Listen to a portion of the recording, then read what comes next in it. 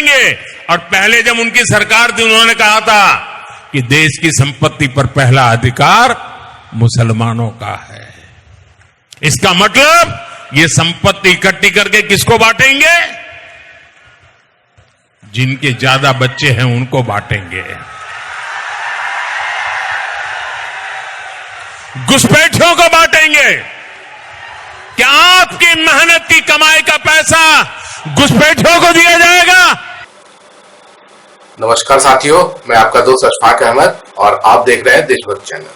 कल मोदी जी ने जिस तरीके से पूरा तहस नहस कर दिया देश के जो पूरा स्ट्रक्चर है, जो फैब्रिक है, जो हमारे देश की पहचान कराता है कि हम एक लोकतांत्रिक देश हैं, एक ऐसे देश हैं जहां पर आज़ादी है बोलने की, सब धर्मों का बराबर का सम्मान है और जो लोग होते हैं उनको जो मौलिक अधिकार है, ये सब हमारे संविधान इस तरह से बना हुआ है।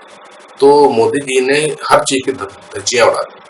और देखिए अभी चुनाव होने वाला है तो ये आचार संहिता लगा हुआ है, तो चुनाव आयोग के पास में पूरे पावर होते हैं कि कहीं भी कुछ हो तो सबसे पहले जो चुनाव आयोग उसका संज्ञान लेता है, उस पर कार्रवाई करता है या करवाता है। तो इतना बड़ा मोदी जी ने कल बात बोल दिया और चुनाव आयोग कुछ नहीं, एक शब्द कुछ नहीं, सुता रहा है, क्योंकि चुनाव आयोग के पास में हिम्मत नहीं है। मोदी के हाथों में वो खिलौना बन चुका है। तो ये जो चीज घटना कल हुई है तो इससे बहुत सारी चीजें सामने आई। पहली बात क्या है कि जो 19 अप्रैल को पहले चरण का चुनाव हुआ तो उसमें मोदी जी बहुत बुरी तरह हार रहे हैं और आगे के चरणों में भी हार का डर दिखता है और इसीलिए उनके पास में एक ही रास्ता दिखता है, हिंदू मुसलमान करना।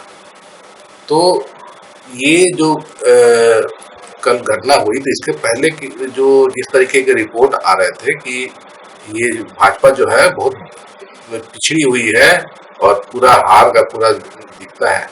तो कई लोग मोदी को चिट्ठी लिख रहे थे जो सपोर्टर हैं आरएसएस भाजपा के कि माहौल गर्म कीजिए। तो वही कल मोदी जी ने किया है। मुसलमानों को घुसपैठिया बता रहे हैं, बोल रहे हैं कि कांग्रेस आएगी तो सब जो आपका धन है वो घुसपैठियों को बांट देगी। किस तरह का भाषा का बात कर रहे हैं मोदी, एकदम खुल्लम खुल्ला। तो इससे क्या जनता को विश्वास हो जाएगा कि मोदी जो है वो मुसलमानों को सबक सिखा रहे हैं, इसीलिए मोदी जी को वोट देना है। वैसे देखा जाए तो लोक नीति CSDS का सर्वे अभी 2 हफ्ता पहले ही आया है, तो उसमें बताया है कि सिर्फ 2% लोग हिंदुत्व के फेवर में है और 8% राम मंदिर। उसके अलावा जो बाकी जनता है तो उसको महंगाई से छुटकारा चाहिए, बेरोजगारी से छुटकारा चाहिए, विकास चाहिए और भी जो मुद्दे हैं। मोदी जी का ये जो हिंदू मुसलमान वाला नहीं चाहिए, जनता बता रही। तो ये क्या बताता है? तो मोदी जी ने जो किया है तो वो तो मोदी जी को भी इंटरनल सर्वे सब पता होंगे, देश के हालात पता होंगे, और वोट में कैसे ज्यादा वोट मिलेगा वो भी पता होगा। तो मोदी जी ने जो बोला है तो उससे क्या मोदी जी को वोट ज्यादा मिलने वाला है? मुझे तो नहीं लगता है।